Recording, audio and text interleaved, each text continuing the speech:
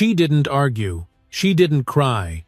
She didn't even raise her voice. Standing beside her car in a church parking lot holding only her keys and her name, she was treated like a threat because to them, presence without apology was provocation. They didn't ask who she was, they just acted. Handcuffs, accusations, eyes that looked through her. But behind her stillness was a different kind of strength. She made one phone call, not in panic but with purpose, and within minutes the ground began to shift. What they thought was a quiet arrest became a national mirror.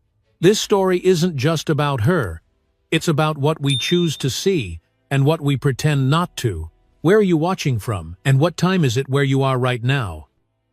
It was a quiet Sunday afternoon when Dr. Lenora Grant stepped out of St. James Chapel, her heels tapping gently on the cracked concrete walkway that ran alongside the church's brick wall still warm from the sun. The air carried the faint echo of bells from a nearby tower ringing slowly like a breath being held too long. She adjusted the strap of her navy blue handbag over her shoulder, smiling politely at an elderly deacon who'd thanked her for the outreach lecture she'd just given about post-surgical home care in underserved communities.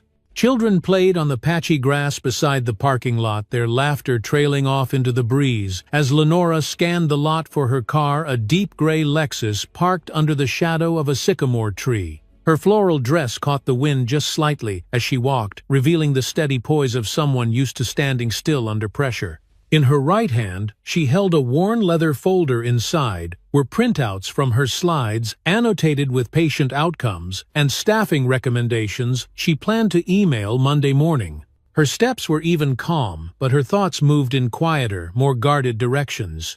These kinds of events, even in church, required a kind of emotional calculus she'd practiced for years. How to smile enough to be seen as warm, but not so much to be seen as vulnerable. How to be gracious without inviting familiarity that might later turn hostile. She was nearly at her car when she noticed the woman. Mid-50s, pale pink blouse, crisp white slacks, oversized sunglasses, despite the dappled shade. She stood near a silver SUV, keys in hand, pretending to check her trunk while glancing at Lenora with a kind of practiced unease. Lenora didn't flinch, didn't slow. She simply opened her door and placed her bag in the passenger seat, aware as always of every eye that lingered too long. "Excuse me," the woman called out, her voice high-pitched and tight, as if trying to sound both polite and alert at once. "Are you here with someone?" Lenora straightened slowly, turned to face her without crossing the distance between them. "No," she said simply, not unkindly. "I gave a presentation earlier. I'm heading out now." There was a pause. Not long, but long enough to register. The woman nodded, once said nothing more, and pulled out her phone. Lenora didn't have to see the screen to know what she was doing. It wasn't the first time. Back in the driver's seat, Lenora sat for a moment with her door ajar, the edge of her dress caught beneath her. She looked down at her hands, strong, steady, the same hands that had held scalpels over, opened skulls and reset fragile spines under blinding white lights, and flexed her fingers unconsciously like a pianist preparing to play. For years, she'd been told her success would shield her, that if she just earned the degrees, wore the white coat, stayed composed, she could move through the world protected. But the truth was quieter and crueler. No matter how many letters followed her name, someone would still call the police because she was sitting in a car they thought was too nice for her to drive. She exhaled through her nose, started the engine and reached for the seatbelt, but something made her pause. In the corner of her eye, she saw the patrol car turn into the lot, slowly, not rushing, like they already believed there was no emergency, just something to check. Lenora stayed seated. She knew what would happen if she drove off now, even though she had every right to. It would escalate. They'd follow. Claim she was evading. That story never ended well. Instead, she pulled out her phone and texted 2 words to a contact saved under a name that looked innocuous to anyone watching. "It's time." The car doors clicked open before she even finished placing her phone back in the console. 2 officers emerged, both white, one built like a high school linebacker who never stopped reliving the glory days, the other younger, thinner, jittery. Their uniforms looked fresh, pressed, too clean for comfort. The older one approached first, a fake smile stretched thin across his face. "Afternoon, ma'am. Mind stepping out of the vehicle for a moment?" Lenora didn't move yet. "Is there a reason, officer?" "We got a call about a suspicious individual in the lot," he said, gesturing vaguely toward the church behind him. "We just want to ask a few questions."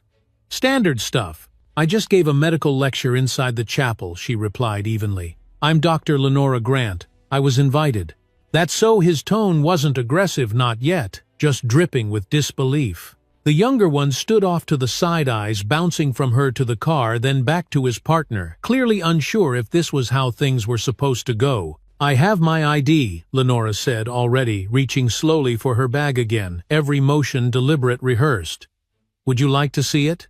"Actually," the older cop said, cutting her off, "I'd prefer if you step out first." The breeze picked up just a little. Birds chattered in the trees overhead. From inside the chapel, the sound of an organ warmed up in long humming chords. Lenora stepped out, carefully, slowly. Her shoes clicked against the pavement. She stood tall, the sun touching her cheekbones, her spine straight as glass. This was the beginning of something. She could feel it like the pressure in the air before a storm, silent but undeniable. She looked the officer in the eye, and for the first time in a long time she felt that old question rise up again from the quiet center of her chest. What do they see when they look at me? Because no matter how much she accomplished, it never seemed to be enough to answer it. The sound of footsteps grew louder, as the officers approached, gravel shifting beneath their boots like a warning disguised as routine. Lenora watched them out of the corner of her eye, her posture still, but alert, as if her body knew what was coming before her mind would let it settle. She had been through moments like this before, moments where her entire identity collapsed into one thing, one label, one assumption, and there was nothing she could say that would outweigh what they had already decided to believe. The older officer, broad-chested with a trimmed goatee and a slight limp in his left leg, walked like he expected the world to move out of his way. The younger one, lean and sharp-jawed, kept glancing toward the church, as if hoping someone would intervene so he wouldn't have to. "Ma'am," the older officer began again, now standing less than 5 feet from her front bumper, "I asked you to step out, and I don't like repeating myself." Lenora met his eyes, her voice measured but firm. "I've already stepped out, officer. I'm here, I'm calm, and I've identified myself." "Right," he muttered, his gaze sliding down her dress, then pausing on the ID in her hand. "Dr. Grant, is it?" His voice curled slightly on the title, like it left a bitter taste in his mouth. The younger officer stepped forward, trying to insert himself between tension and consequence. "We just need to clarify some things, Dr. Grant," he said more gently. "Can you tell us what exactly you were doing in the lot?" She looked at him, not unkindly but with a gravity that made his shoulders tighten. "I was loading my car after giving a medical presentation inside the church. I'm on the church committee's speaker list. You can ask Deacon Walters or Reverend Hill." The older officer, whose name badge read, Bishop, scoffed. "Sure. And I'm the mayor of Atlanta." He turned slightly, giving a sideways glance to his partner. "People lie about being doctors all the time, especially when there's something shady going on." Lenora didn't flinch, but her pulse ticked higher at the base of her neck. She had learned long ago that escalation often came disguised as disbelief. Men like Bishop didn't raise their voices until they had already dismissed yours. "There's nothing shady here, officer. I gave my time today to talk about post-op care in low-income households. That's the truth." Bishop stepped in closer now, just a foot away, his belt grazing the side mirror. "Look, I don't know what you think this is, but we got a call about a suspicious individual near a parked SUV. A woman said she felt threatened. That's reason enough for us to investigate." Lenora's hands remained open at her sides, palms out slightly, the way she had been trained to stand during drills in medical school for how to handle violent patients. Not because she ever needed to, but because some people are threatened more by calm than by confrontation. So someone called because they felt uncomfortable seeing a black woman near a Lexus. The silence that followed was brief but undeniable.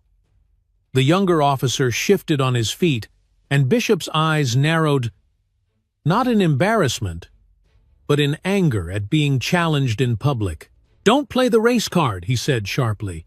"We don't see color. We respond to calls." "I see," Lenora replied, her tone still steady.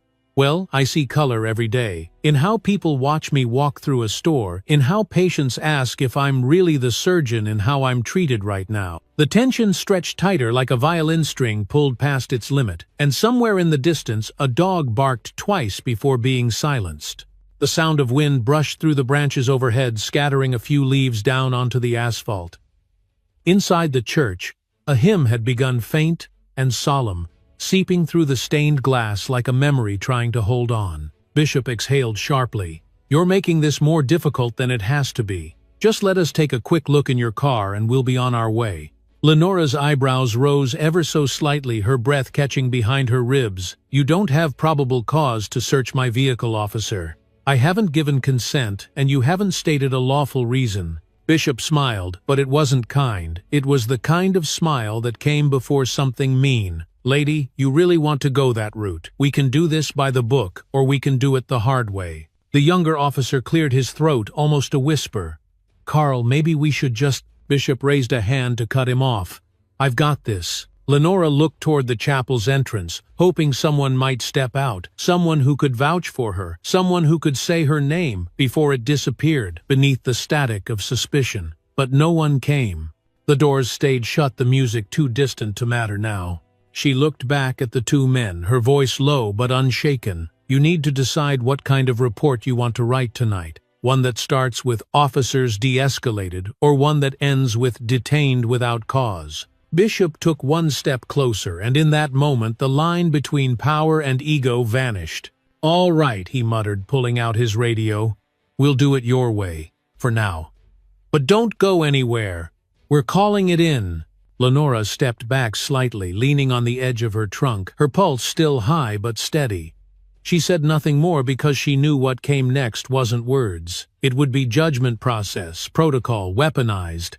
And behind all of it, something older than the badge itself. Something she had felt since she was 12, walking through the aisles of a store in her Sunday best, while someone's mother clutched her purse just a little tighter. This was never just about today. It was about the story they thought they already knew, and the story she had to keep rewriting over and over just to be seen as real. The air felt heavier as the minutes stretched on, not just from the rising heat, but from the thickening quiet between them. A silence, not of misunderstanding, but of something being decided behind eyes that had already made up their minds. Officer Bishop walked a slow, deliberate circle around Lenora's car, his boots crunching faintly over scattered gravel, the radio on his shoulder crackling with distant chatter that didn't matter here. He stopped near her driver's side door, his hand resting just a little too close to his holster, not as a threat but as a reminder.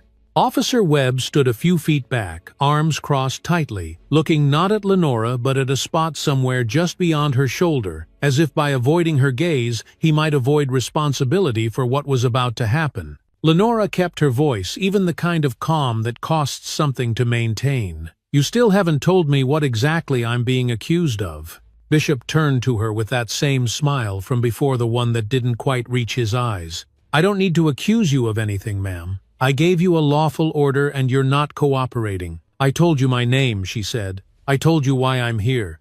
I gave you my ID. How is that not cooperation?" "You're talking back," Bishop replied, his voice tightening like a vice. "That's not cooperating. That's challenging an officer." And then, as if those words had been rehearsed, as if he'd been waiting for the moment he could act on them, he reached forward, grabbed her left wrist with unnecessary force, and spun her around toward the hood of the car. Her folder fell to the ground papers, scattering across the asphalt like a flock of startled birds. The air left her lungs in a single sharp breath, not from pain but from shock, a betrayal of every rule she'd followed, every measured choice she'd made to stay safe. Sir Webb started, his voice cracking slightly. Bishop barked, "Stay where you are," without looking back. Lenora's cheek pressed against the hot metal of her car's hood, and she could hear her own heartbeat fast and hard, like it was trying to break through her ribs. The handcuffs clicked around her wrists with practiced efficiency, but Bishop wasn't gentle. He yanked them tight, tighter than necessary, cutting into the skin above her watch. "These are too tight," she managed through gritted teeth. "I'm a surgeon. I need my hands." "Oh, you're a surgeon now," Bishop said, with a chuckle. "Should we check with the hospital or just wait for NASA to call?"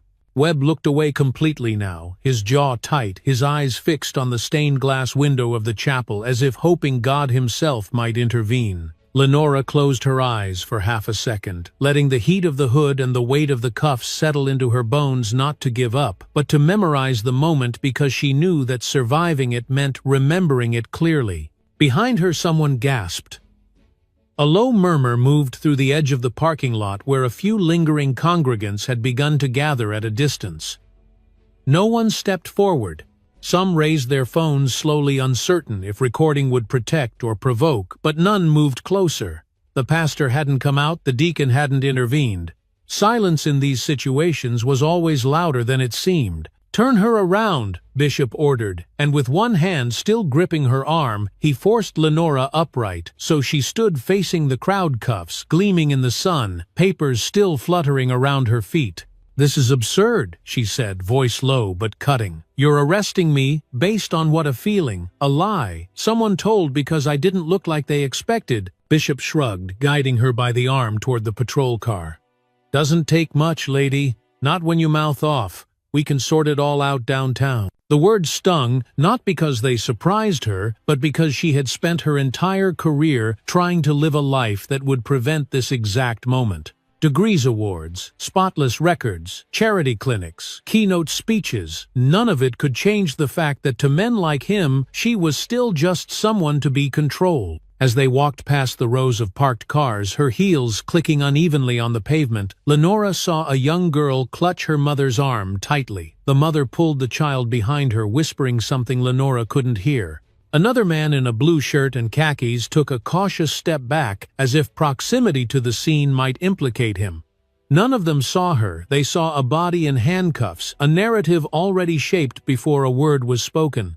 At the cruiser, Bishop opened the back door and gestured with a nudge. "Watch your head." Lenora didn't speak. She didn't resist, but inside, something cold and sharp began to settle where her trust used to be. As she sat down, knees together, shoulders pulled in tight to avoid the hard edge of the doorframe, her phone began to vibrate in the passenger seat of her own car just a few feet away. She couldn't reach it, couldn't see the screen, but she knew who it was. Malcolm. He would have received her message by now, and if he hadn't heard from her, he would already be moving. "Do you mind if I ask what precinct you're taking me to?" she said quietly. Bishop didn't answer. He closed the door with a firm shove, sealing her in with the heat and the smell of worn vinyl and stale air. She glanced down at her wrists. The metal had already begun to press a groove into her skin just deep enough to bruise. The cruiser didn't move right away. Bishop and Webb stood outside talking in low tones, the radio between them spitting static. She couldn't hear the words, but she recognized the body language, uncertainty cloaked in protocol, fear wrapped in procedure. Webb looked back at her once, his face unreadable, then turned away again. And then through the glass she saw something shift in the periphery. Two black SUVs, unmarked but unmistakable in their build, and bearing turned the corner at the end of the street. Their movement was controlled, synchronized vehicles that didn't just arrive but appeared as if summoned by silence and necessity. Lenora exhaled slowly, her pulse still high but steadier now, because she knew. Whatever story they thought they were writing, whatever ending they assumed they were about to learn, that she wasn't alone in this chapter. And the next page was already turning. Malcolm Grant was slicing through the last bite of roast chicken when his phone vibrated against the oak table, its quiet buzz somehow louder than the soft jazz humming from the Bluetooth speaker tucked behind the bookshelf. Around him, the Sunday brunch for veterans was winding down, laughter blending with the clink of glassware, old friends trading stories that teetered between pride and pain. But the moment his eyes met, the screen, all warmth drained from the room. It was a message, brief and wordless, just 2 syllables he and Lenora had agreed upon months ago, the kind of signal no one else would understand. "It's time." He stood slowly, excusing himself from the table with a hand on his friend's shoulder and a half-smile that didn't quite reach his eyes. "Tell the others I'll follow up next week," he said, already moving toward the door. The tone in his voice made people nod without asking questions. His suit jacket was already folded across the back seat of the SUV, and as he slid into the driver's seat, he tapped a code into the dashboard console. The engine rumbled to life, not loud, not showy, but solid, like the quiet certainty of a man who had been here before. He didn't speed. Malcolm never rushed, not even when the world tilted sideways. His hands gripped the wheel with the same stillness he'd learned years ago in covert operations, when panic was a luxury you could never afford. But beneath his calm, a storm had already begun to stir. Not the kind that exploded outward, but the kind that sharpened into something surgical, something exact. He didn't need to guess what had happened. He already knew. The moment Lenora's call didn't come through, the moment her icon froze on the GPS map just outside St. James Chapel, his training filled in the rest. It had started months ago after the third time someone followed her through a store after the HOA meeting where a neighbor suggested uniform trash bins to discourage certain types of visitors. That night, Lenora sat at the foot of their bed, silent for a long time, before saying, "We need a plan, not just prayers." So they had written messages, locations, backup contacts. Not because they were paranoid, but because history had taught them that some threats wore badges and smiles at the same time. As he approached the church's street, Malcolm slowed to a crawl eyes, scanning every angle. He saw the crowd before he saw her, the gathering of unsure witnesses, the low hum of murmured concern, and then behind the open door of a cruiser, the familiar silhouette of the woman he'd loved for over 20 years. She was seated upright, shoulders squared, hands likely still cuffed behind her. Her eyes scanned the horizon with a quiet that wasn't fear, it was calculation. He tapped the side mirror once, and from the black SUV behind him, two figures stepped out, both in civilian clothes, but unmistakable in bearing. Captain Nia Rodriguez and Lieutenant Reggie Hall, both off-duty, both loyal and both furious. They didn't speak as they walked toward him, didn't need to. The air around them changed like barometric pressure dropping before a lightning strike.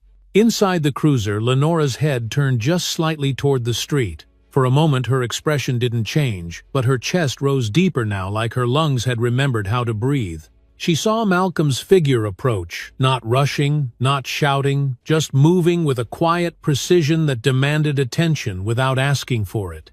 She watched his eyes still and dark, absorbing everything without blinking, the cuffs on her wrists, the sweat on her temple, the cluster of bystanders who hadn't stepped forward. And in that glance they spoke more than words ever could. He was here, he had seen, and now everything would change. Malcolm stopped 5 feet from the cruiser and adjusted the cuff of his sleeve.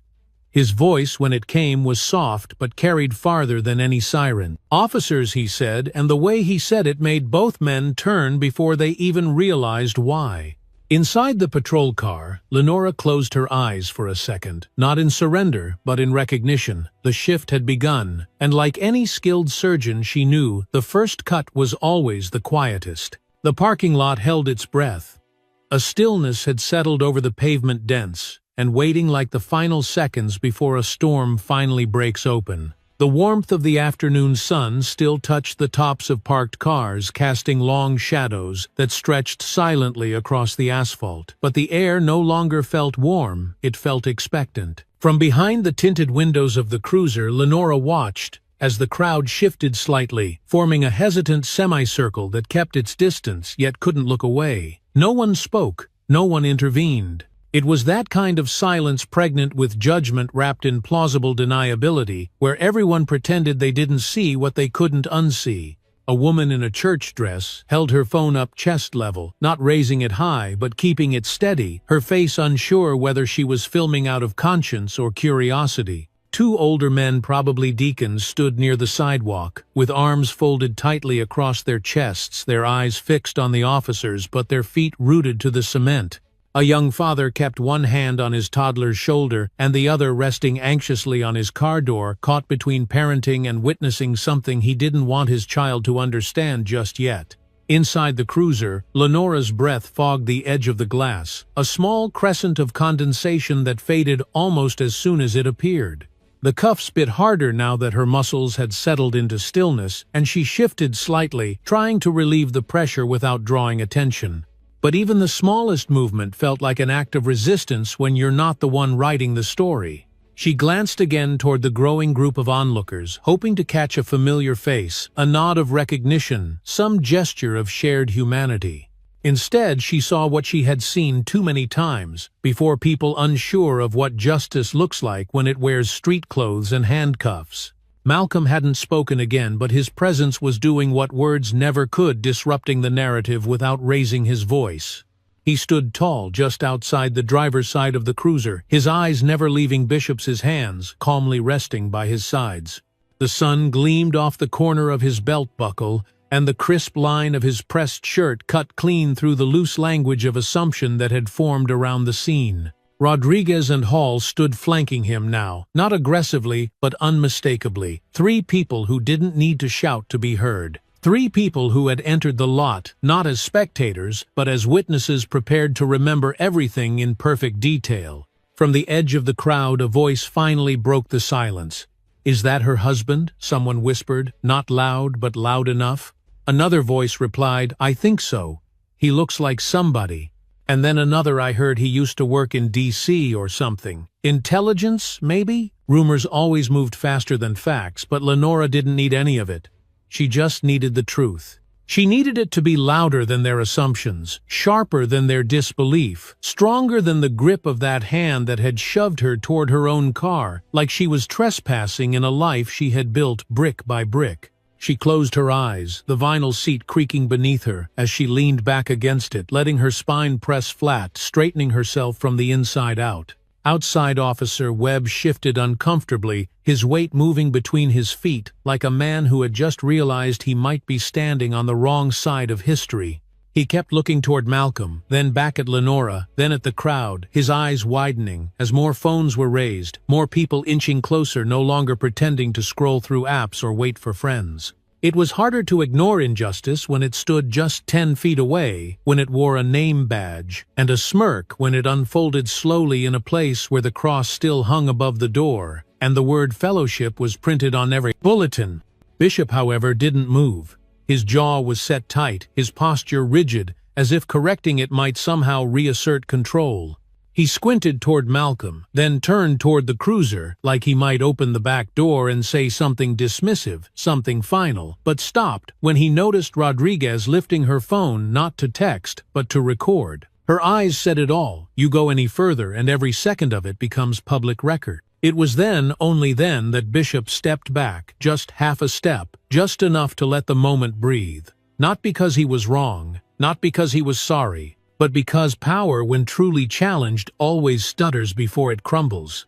Inside the car, Lenora caught her reflection in the rearview mirror. Her eyes met themselves, and for the first time in the past hour, she allowed the mask to slip just slightly, not to cry, not to break, just to remember the weight of what was happening, to feel it without apology. She thought of the young interns she mentored at the hospital, the ones who whispered about what it meant to make it, who looked at her as if excellence could somehow inoculate them against moments like these. She wanted to believe it too, but now, seated in the back of a police car surrounded by a silent audience and a husband who had turned a rival into resistance, she saw clearly what she had always known. Deep down, even the highest titles didn't always grant you the benefit of the doubt. The crowd shifted again as murmurs rippled through the silence, and Lenora leaned forward slightly, watching through the windshield as a new vehicle turned the corner, sleek, official, unmistakably city-issued. She recognized the emblem before she even read the license plate. The chief had arrived,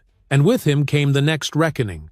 The arrival of the unmarked city vehicle sent a subtle ripple through the parking lot like a breeze, before a thunderclap soft but unmistakably charged.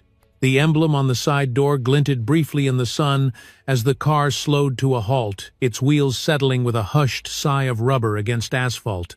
Everything else seemed to pause. In response, the crowd quieted to a hum. The murmurs fell back into breath, and even the birds in the trees above went still, as if they too sensed something consequential had entered the space. Malcolm didn't flinch, didn't look away from the officers still standing beside his wife's cruiser, but his hands loosely clasped at his waist, straightened slightly, a silent acknowledgement that the stage had shifted once again. The driver's door opened with calm precision, and from it emerged a tall, broad-shouldered man in his late 50s, his salt and pepper hair cropped neatly at the sides, his dark blue uniform pressed to military sharpness. Chief Harold Denning wasn't the kind of man who needed to speak first to establish presence. His silence was a signal in itself, a statement that he'd come not just to observe, but to contain. His eyes, narrow and alert beneath deep-set brows, scanned the scene with a kind of weariness, earned not just through years of service, but from seeing this exact moment, this exact fracture, repeat itself, across too many neighborhoods, with too many names and always the same silence in the aftermath. Chief Malcolm said evenly, his voice carrying just enough weight to draw focus without demanding it. "I assume you've been briefed." Denning gave the smallest of nods, his eyes not yet meeting Malcolm's, instead drifting first toward the cruiser, where Lenora sat cuffed in the back seat. He took one step closer, exhaled slowly, and finally spoke, not loudly, but with a tone that demanded listening. "Colonel Grant, I didn't expect to see you here today." "You didn't expect my wife to be arrested in a church parking lot either," Malcolm replied, his gaze steady but not combative. "And yet here we are." For a moment, neither man moved. The sound of distant traffic filtered through the oaks lining the edge of the lot, and somewhere in the background, a church bell began to toll again, each ring spaced like a countdown. Denning finally turned to the two officers, Bishop and Webb, who now stood at full attention, their faces tense, their mouths tight with the weight of their own decisions. The chief walked toward them slowly, his footsteps deliberate, the crunch of gravel beneath his boots loud in the stillness. "Officers," Denning said, his voice low and clipped, "you want to walk me through this?" Bishop cleared his throat, but the words didn't come easily. "We received a call about suspicious activity near a vehicle, possible attempted theft. We made contact with the subject. She refused to comply at first, so I placed her in restraints for safety while we investigated." Denning raised an eyebrow. "Subject," Bishop hesitated. "Dr. Lenora Grant, sir." She identified herself. "Claimed she was doing a medical presentation at the church," claimed Denning repeated. "Did anyone confirm that before you put her in cuffs?" "No, sir." Webb interjected, his voice noticeably quieter. "But she didn't escalate, there was no violence. I thought maybe we could just—" "Did she resist?" Denning asked, cutting to the center like a scalpel. Webb looked down. "No, sir." Denning inhaled slowly, then turned his body slightly as if positioning himself for the crowd to see. "Did she pose a threat?" "No, sir," Webb admitted, and Bishop didn't speak again. There was a beat of silence before Denning looked toward Lenora's vehicle. "Uncuff her," he said. "Now." Webb moved first, reaching into his pocket and pulling out the keys with fingers that trembled just enough to be noticed. As he opened the rear door, Lenora stepped out slowly, her movements careful but unbroken, like someone standing after being underwater too long.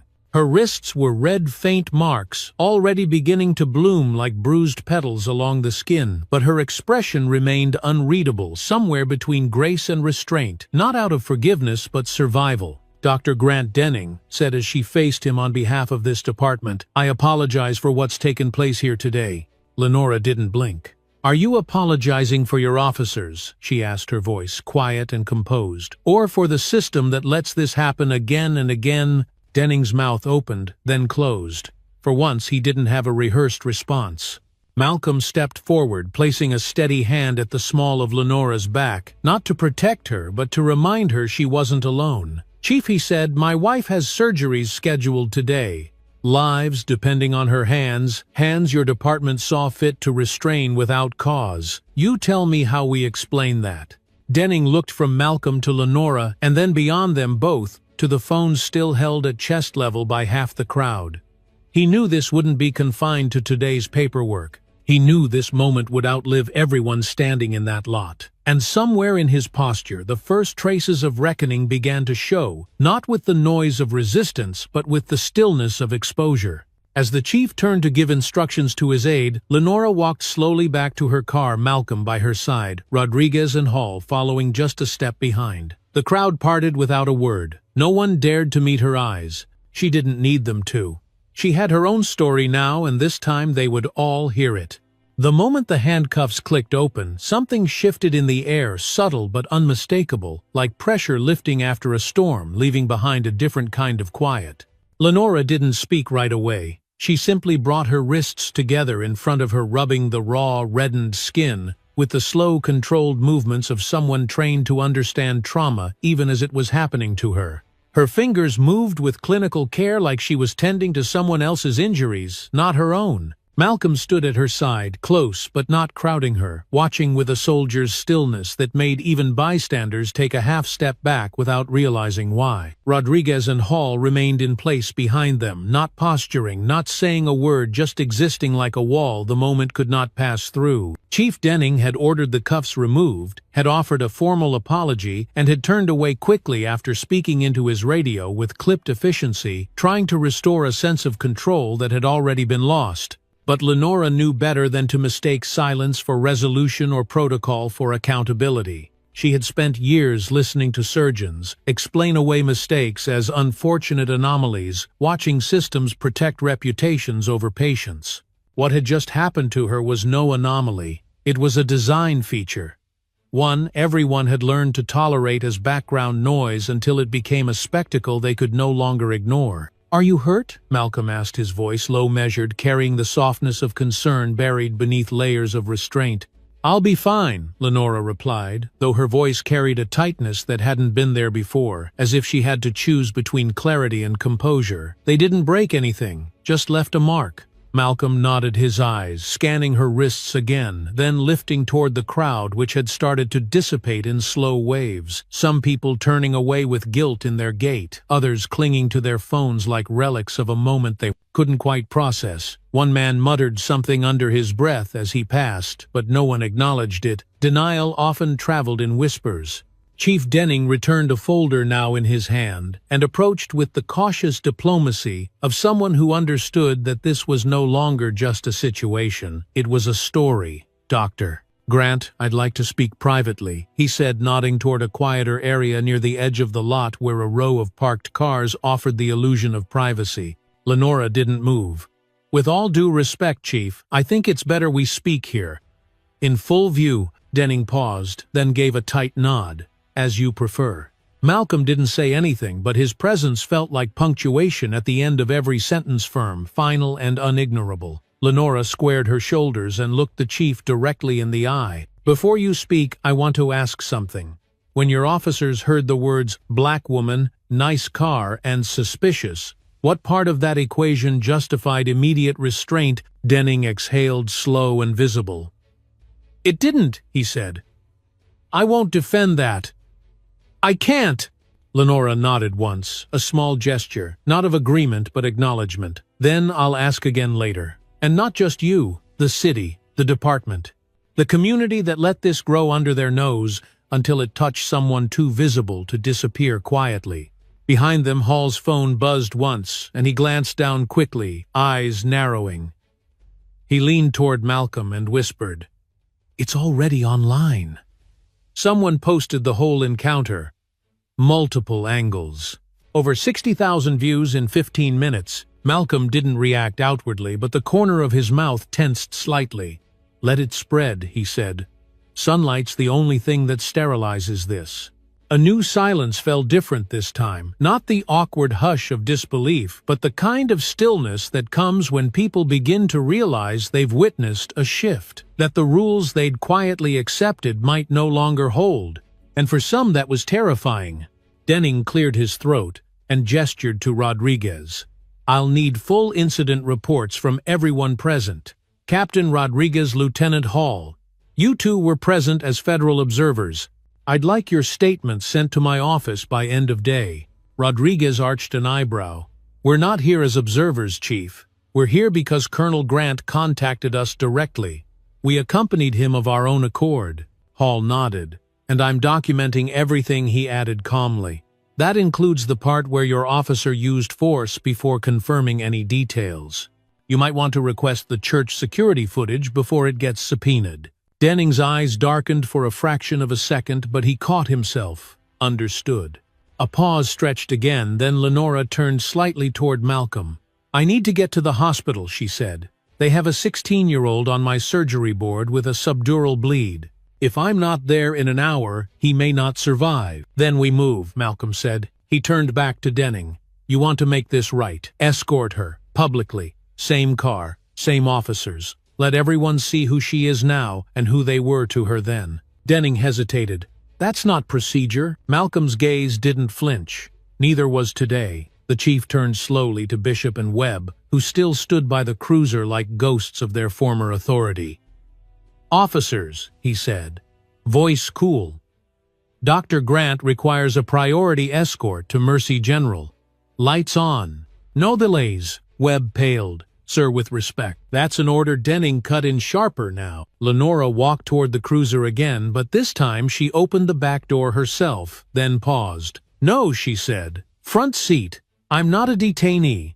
I'm a doctor." Webb swallowed hard, then nodded, unlocking the front door with fumbling fingers. She slid in composed chin, high eyes forward. Malcolm leaned in before she closed the door. "I'll meet you at the hospital," he said. "And then we start building the rest of this case." As the cruiser pulled away, sirens cutting clear through the afternoon air, Malcolm remained in place, watching until the vehicle disappeared behind the trees lining the road. He didn't say a word. He didn't need to, because what began in silence was now echoing louder than anyone could stop. The cruiser moved through the streets with its lights flashing a ripple of blue cutting through the late afternoon traffic, clearing a path that moments earlier had been indifferent to the urgency of one woman's presence. Lenora sat upright in the front passenger seat, hands folded neatly in her lap, the imprint of the cuffs still faintly visible against her skin, though her mind had already moved past the pain. Her posture was composed, but unyielding, her gaze fixed ahead, as if the road in front of her offered not just distance to be covered, but truth to be reclaimed. Officer Webb gripped the steering wheel tightly, knuckles pale, saying nothing, as the city blurred by his window, its sidewalks, its storefronts, its people, all witnesses now, whether they knew it or not. Inside the vehicle, the silence was heavy, punctuated only by the rhythmic whoop of the siren, echoing off glass and brick. Lenora felt the hum of the engine in her feet, a subtle vibration that mirrored the energy rising in her chest, not adrenaline, not fear, but something older and harder to define. It was the quiet certainty of a woman who had nothing left to explain. She didn't look at Webb, but she could sense his discomfort in the way he adjusted the volume of the radio, the way he glanced at her reflection in the mirror, and quickly looked away. She didn't want an apology. She didn't want regret. What she wanted, what she demanded, was change. They reached the hospital in under 9 minutes. The cruiser slid into the emergency bay just as the trauma team was opening the doors. Lenora was already unbuckling before the car came to a full stop, her white coat in her arms pulled hastily from her briefcase on the floor. She stepped out with purpose, not with haste, her heels clicking across the pavement like punctuation marks on a page, no longer being written by anyone else's hand. A nurse rushed to her with a tablet, eyes wide but respectful. "We've prepped OR2. CT confirms pressure from the bleed. Neuroteam's waiting." Lenora nodded, slipping on her coat in one fluid motion, the fabric falling around her shoulders like armor. "Vitals?" she asked, already scanning the chart. "BP's dropping, ICP climbing, teenager right." "Yes, ma'am," the nurse said, falling into step. 16. Name's Daniel Alvarez. High school football player. Head injury during practice. Page Dr. Ng for backup, just in case, Lenora said, and make sure we have a transfusion unit standing by. As they moved through the automatic doors and into the brightly lit corridor, Webb stood awkwardly at the edge of the entrance, unsure if he should follow, speak, or simply disappear. He looked around, but no one was paying attention to him anymore. Everyone was watching her. And for the first time he saw her not as a woman in a sweatshirt or a subject in a report, but as a leader, a healer, a force that moved through the world with clarity and purpose no badge could imitate. Lenora entered the OR like she had 100 times before, but today it felt different, heavier, sharper, more exposed. Her hands trembled slightly as she washed, not from doubt, but from the friction of rage still moving through her blood. She looked at them under the faucet, the water running clear now, but in her mind, she still saw the steel cuffs clamped too tight, still felt the way her body had been pushed and dismissed, like a name stripped of meaning. And yet she exhaled, steadying herself, pressing her fingertips together until the tremor stopped. Inside the OR, her team awaited her like they always did, focused, respectful, competent. But there was something extra in their eyes today, something unspoken. They had seen the footage, they had read the texts, They had watched their chief neurosurgeon be treated like a criminal on the very day she was supposed to save a life. "Scalpel," Lenora said, and the tool was placed in her hand without delay. The surgery began. Outside in the waiting area, Malcolm sat with a straight back and folded hands, his phone silent now but his mind still moving in every direction. He had already spoken to the family. He had assured them she was the best. He had made 3 calls, one to Elijah Washington, the civil rights attorney they trusted, one to Zoe Carter, the investigative journalist already building the case, and one to Rodriguez, to begin compiling every name, every document, every inch of footage. He didn't pace. He didn't vent. Instead, he read the officer's report on his tablet line by line, making notes with a stylus, marking inconsistencies, highlighting language that shifted blame in the passive voice. Subject was non-compliant, became. Subject questioned the rationale for restraint. Routine inquiry became unspecified, report by unnamed civilian. It was a language of erasure, and he had spent enough of his career decoding it to know exactly how to expose it. An hour passed. Then another. Finally, the double doors opened and Lenora stepped into the corridor again, her gloves off, her mask tucked under her chin. Her face was flushed from exertion, but her expression was calm, precise, resolved. "He's stable," she said to the boy's parents, who rose in unison. "The pressure's down. He's not out of the woods yet, but we've bought him time and hope." Tears followed quickly, but she accepted them quietly as she always did, not as praise, but as confirmation that she had done what she was called to do despite everything. Malcolm stood slowly as she approached.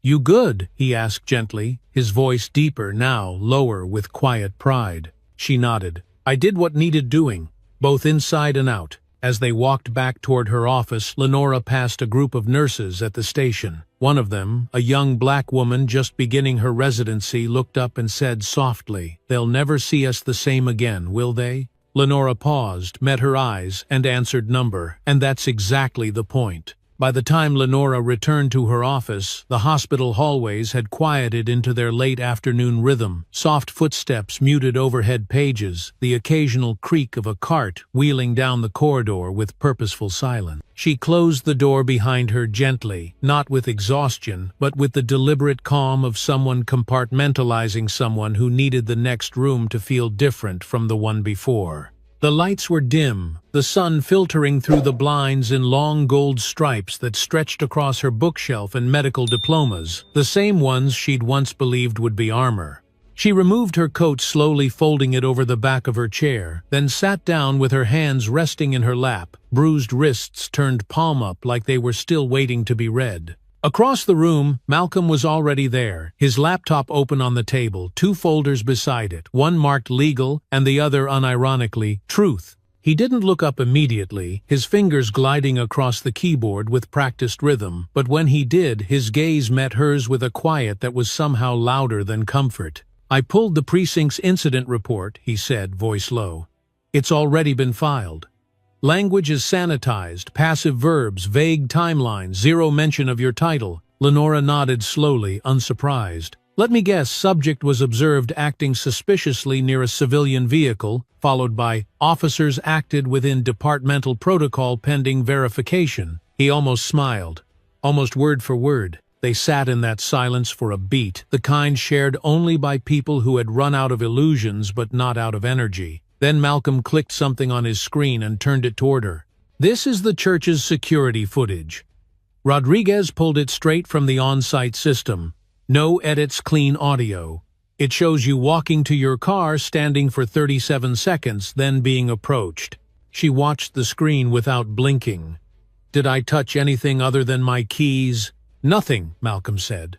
"Not even your phone until Bishop barked at you." There was no satisfaction in being proven right, only confirmation of how thin the line had always been. Thin enough to trip over, thick enough to strangle. Lenora leaned back slightly in her chair, fingertips pressed together in a triangle under her chin, watching the woman on screen go through the motions, calm, polite, dignified, and still wind up in cuffs. "Upload it to the drive," she said softly, "and label it pretext." Outside the office, a knock came light but deliberate. Malcolm stood to answer, revealing Elijah Washington on the other side, wearing his usual gray suit and expression like he'd walked straight out of a courtroom deposition. He entered the room with a nod and dropped a tablet on the desk between them.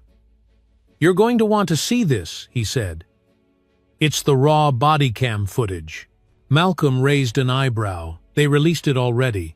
"They didn't," Elijah said, settling into the chair across from Lenora. "This was leaked anonymously to a friend of mine in City Legal. He forwarded it to me an hour ago." Lenora tapped the screen to play, and the grainy footage began. Officer Bishop's chest-mounted view, the distorted angle of the lot, the aggressive tone sharpened by digital static. She watched herself try to explain, watched him dismiss her words, watched Webb hesitate, then disappear behind the frame when things turned physical. She watched it all with the same composure she used in surgery, steady breath, no wasted motion, but Malcolm saw her thumb curl under her palm, pressing hard against skin that hadn't fully healed. When the handcuffs clicked on screen, Elijah paused the footage and zoomed slightly. You hear that he asked, tapping the audio waveform. That's when she says, "I need my hands," and he laughs. "That right there is what I'll be using." Lenora looked at him. "Will it hold up?" "It'll do more than hold," Elijah said, tapping the screen again. "Especially when paired with witness statements." He slid a manila folder across the table. 6 churchgoers have come forward, all with written affidavits. One recorded a video starts right after they cuffed you. That's already gone viral. 500,000 views in 5 hours. She opened the folder slowly, reading the first few lines of each statement, like they were variations on a song she knew by heart. She wasn't yelling. She didn't resist. "I was too afraid to say anything, and now I regret it." Each one a mirror. Each one proof. "I'll add this to my grand jury package," Elijah said. "It's no longer just about misconduct, it's a civil rights violation and possibly even assault under state code." The room fell into a deeper quiet, then one lined with the gravity of what was unfolding. This wasn't just a personal reckoning anymore, it was structural, a chain reaction already in motion. Malcolm opened the second folder labeled Truth and pulled out a spreadsheet. "We're building a timeline," he said. "Not just of that day, but of the last 6 months, every incident, every call, every ignored report from neighbors. Webb and Bishop have been involved in at least 4 other questionable stops in the same area, always Black or Latino residents, always dismissed." Lenora looked at the names on the list, some familiar, some not, but all echoing the same pattern. "This isn't about bias," she said. "This is a system preserving itself. Predictable, rehearsed, refined." Malcolm nodded. "And we're going to show it. Frame by frame. Word by word." Elijah closed his tablet and stood. "I'll be in touch tomorrow with the court filing plan. For now, rest. This part's done." As he left the room, exhaled again. The sun outside had shifted, casting longer shadows across the blinds, gold turning to rust light, becoming memory. Lenora stood and walked slowly toward the window, arms crossed, not in defense but in grounding. Below, she could see a group of interns gathering near the sidewalk, laughing, heads bent together in that casual, careless joy she remembered having once. One of them pointed toward the building, maybe at her window, maybe not, but in that moment she didn't look away, because she knew they were watching, and that mattered more than anything, because this time someone had to. By the end of the week, the story had breached the boundaries of local concern and spilled into something larger, something national, something raw. Headlines bloomed across news sites like bruises, neurosurgeon, detained in parking lot, chief of surgery, mistaken for suspect, church surveillance reveals, racial bias in arrest. The videos had been shared millions of times, dissected by analysts, debated on morning shows, clipped into 30-second TikToks and 12-minute breakdowns by legal YouTubers who paused every frame as if justice could be measured pixel by pixel. But for Lenora and Malcolm, the noise outside wasn't the battle they'd expected that part. What mattered now was the architecture beneath it, all the scaffolding of silence and self-preservation that had allowed this moment to happen, not by mistake, but by design. At home, Lenora sat at the kitchen table, dressed down in a soft navy sweater, her reading glasses balanced on her nose, reviewing a draft of her statement for the upcoming town hall. The page in front of her was already marked with revisions. Words she'd softened, others she'd sharpened, balancing truth with tact in the way only someone who'd lived between two worlds could do. Malcolm paced quietly nearby on speakerphone with Elijah discussing the timeline for public testimony and discovery requests. The dishwasher hummed in the background, and somewhere outside a lawnmower droned like a distant warning normalcy, pushing itself back into a space that no longer fit. "They're going to push back hard," Malcolm said, covering the phone for a moment. "Department's already floating a counter-narrative, claiming the call they got described you as agitated, possibly under the influence." Lenora looked up slowly, not angry but unsurprised. "Of course they are," she said, "because a black woman being confident always looks like aggression if you don't think she belongs there." She turned back to her notes, voice steady. "Let them try. I'm not here for revenge. I'm here for record." That night, the mayor's office confirmed the town hall would move forward, as planned, with an open microphone segment that guaranteed public response. The forum would be held at the local civic center neutral ground, large enough for media and citizens alike, small enough that no one could hide behind the room. Lenora stood backstage in a charcoal blazer, palms pressed together in front of her like she did before surgery. Her words memorized, but her message deeper than anything written on paper. Malcolm stood beside her, whispering a last reminder. "Speak slow. Breathe between sentences. Silence can carry weight, too." "I know," she replied, her lips forming a half-smile. "It already has." When they called her name, the room hushed into a stillness that felt not like respect, but reckoning. She stepped forward with the measured grace of someone who had learned long ago that entering a space wasn't just physical, it was political. Her heels tapped 3 even beats on the wooden floor before she reached the podium, and when she looked up, she didn't just see faces, she saw questions, fear, hope, doubt, familiarity. She began not with anger but with memory. "My name is Dr. Lenora Grant," she said, voice clear, microphone adjusted just slightly to match her height. "I'm chief of neurosurgery at Mercy General, a mother, a wife, a neighbor, and on Sunday I was handcuffed in front of your church." Gasps rippled, quiet but sharp. "I was accused without evidence, restrained without resistance, and humiliated without cause. Not because I was guilty, but because I was present." She let the silence settle again, not to guilt them, but to let them listen. "I want you to ask yourself, how many times have you seen someone like me and decided what they must be before you ever asked who they actually are? How many times have you stayed quiet hoping someone else would step forward first?" She paused, eyes scanning the room, not with challenge but with clarity. "I'm not here to destroy anyone's career. I'm here to dismantle a pattern, one that makes dignity conditional and power unaccountable." At the end of her speech, no one clapped at first, not because they disagreed, but because applause felt too small. Then slowly, deliberately, someone stood. Then another.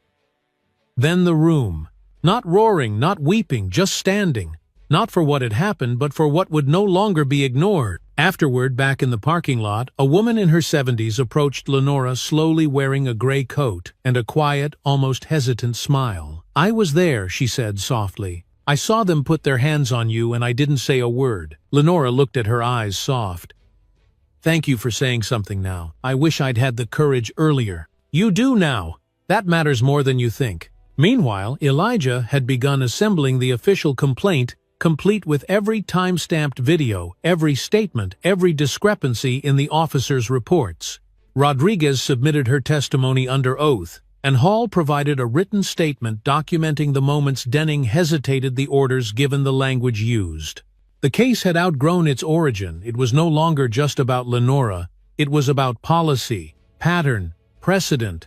Late that night, as Lenora sat curled on the couch, blanket pulled to her chin, Malcolm handed her a tablet. "You need to see this," he said quietly. It was a letter shared publicly by the hospital's board, condemning the treatment she had endured and affirming their support for her leadership and personhood, signed by every department head, shared with every staff member, framed not as PR but as principle. Lenora read it once, then again, and finally set it aside. "It's not justice," she said quietly. "No," Malcolm agreed.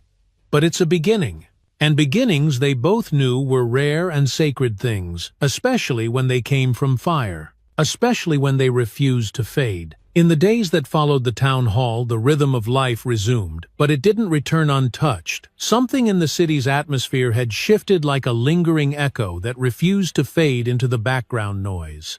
Lenora noticed it first in the subtle things, the way security guards at the hospital now nodded with more intention, the way strangers paused a second longer before speaking as if reconsidering how their assumptions might shape their tone. Her presence had not only been acknowledged, it had been recalibrated, not through fear or fame, but through the quiet power of truth spoken plainly without apology. She moved through the hospital corridors with the same purposeful steps as always, but now her walk drew whispers from interns, nods from residents, brief moments of eye contact from colleagues who previously passed too quickly to engage. She didn't bask in it, didn't want it, but she accepted it as a sign that the story had done what stories are supposed to do: reveal what had been hidden, give shape to what was previously denied, force people to reckon with what they could no longer unsee. One afternoon, while reviewing surgical rotations in her office, a knock came soft, unsure. She looked up to find a first-year resident, a young Filipino woman named Amy, shifting nervously in the doorway. "Dr. Grant," she said, voice trembling slightly. "Can I ask you something personal?" Lenora smiled gently, setting down her pen. "Of course. How do you stay calm when it's obvious they're waiting for you to slip?" There was a pause longer than either of them expected. "I don't stay calm," Lenora said finally. "I stay grounded. There's a difference. Calm is what they demand of you. Grounded is what you claim for yourself." Amy nodded, eyes welling, but not from sadness, from recognition. "Thank you," she whispered, "for everything." Moments like that had begun to ripple outward. Across town, local clergy had launched a coalition dedicated to addressing racial profiling in places of worship and community centers, using Lenora's experience as a catalyst. Schools added workshops for educators on implicit bias. Even the city council, long resistant to controversial oversight measures, passed a motion to review all body cam footage within 48 hours of a complaint, something Malcolm had pushed for years ago when no one listened. Malcolm himself had grown quieter, more focused. His military background kicked into gear, not in tactics but in logistics. He compiled timelines, studied case law, drafted proposals for systemic oversight mechanisms that could live beyond the media cycle. Some nights Lenora found him in his study at midnight, papers spread across the floor like a battlefield, his face lined with thought. "Are you trying to solve the whole country before sunrise?" she teased one evening, leaning on the doorframe in her robe. He didn't look up immediately, then smiled just enough to soften his exhaustion. "Only the parts that keep trying to erase you." She walked in, pressed her cheek gently to the top of his head. "Then we worked together." The legal case began to evolve faster than expected. After public pressure and internal division within the department, Officer Webb requested a private meeting with Elijah Washington. Within days, an affidavit was filed, his statement confirming that he had never felt threatened by Lenora, that Officer Bishop had escalated unnecessarily, and that in his words, "we were responding more to appearance than action." It wasn't redemption, but it was a fracture in the wall. Bishop, on the other hand, doubled down, hired a lawyer, went on conservative talk shows, painted himself as a casualty of cancel culture. But his record had already unraveled under scrutiny: 6 misconduct complaints over 4 years, 3 settled quietly, 2 still pending. Public sentiment shifted quickly. Accountability no longer looked like punishment, it looked like necessary recalibration. At the hospital, Lenora launched a mentorship program for medical students of color, not just to guide their academic growth, but to create a space where they could name what they had been taught to endure silently. In their first meeting, she didn't give them rules, she gave them stories. Stories of what it meant to navigate spaces where credentials didn't insulate you, where composure was demanded but rarely reciprocated, where you had to carry excellence like a shield even when it was heavy. Meanwhile, Zoe Carter, the journalist who had quietly documented every phase of Lenora's journey, published a long-form investigative piece titled "Not Just One Woman: What the Arrest of Dr. Lenora Grant Revealed About Structural Power." The article went viral for reasons neither Lenora nor Malcolm had anticipated, not because of its drama, but because of its restraint. It didn't sensationalize, it explained. It laid out patterns, It made the invisible architecture of bias visible to those who hadn't known it was there. One evening, as the sun set behind their house, casting soft gold across the kitchen floor, Malcolm poured Lenora a glass of tea and handed her a small package wrapped in brown paper. "Someone dropped this off at the front desk," he said. "No name." She unwrapped it slowly. Inside was a thin, hand-bound journal. On the cover, in neat pen, were the words, "I saw you. I didn't know what to say, but I'm learning." She stared at it for a moment, then closed the cover gently, hands still resting on the surface. "We're not done," she said quietly. "No," Malcolm replied, placing his hand over hers. "But for once they're listening." And in that moment, bathed in amber light, held not by apology but by awareness, she believed that maybe, just maybe, something would last. It was nearly dusk when Lenora stepped into the quiet of her home office, the light outside fading into the soft gray-blue that precedes night. The walls held the warmth of early spring windows open just enough to let in the sounds of a settling neighborhood, distant laughter, a dog barking, the low hum of a passing car. But inside, the air felt still, like something sacred had just happened and needed space to breathe. On her desk lay the journal, the one with the handwritten note. "I saw you. I didn't know what to say, but I'm learning." She placed a new letter beside it, one that had arrived that morning. It was from a retired schoolteacher who had watched the entire story unfold from beginning to end. "You reminded me of the students I never defended loud enough," it read. "Thank you for showing us how to be better even when you didn't have to." Lenora traced the edges of the envelope with her finger. She didn't need the validation, but she recognized the shift, the quiet turning of a tide that began not with outrage but with reflection. Change, she had come to believe, didn't always roar. Sometimes it whispered in private moments, in handwritten notes, in eyes that no longer looked away. Downstairs, Malcolm was in the kitchen, stirring a pot of soup while soft jazz played low on the speaker. He looked up as she entered, nodding in that familiar way that needed no words. She walked over, leaned against the counter beside him, and exhaled the kind of breath that only comes after something heavy has begun to lift. "They closed the internal review," he said. "Final decision, policy violations confirmed. Bishop's badge revoked. Permanent record. No appeal." She nodded once slowly. "Not justice," she said. "But it's something. It's a beginning," he agreed. They ate dinner quietly that evening, not out of exhaustion but out of mutual peace. The storm had passed, not forgotten, not undone, but passed. And now came the part no one prepares you for living beyond the moment you never asked for. Later that night, as the city settled into sleep, Lenora sat once more at her desk, pen in hand.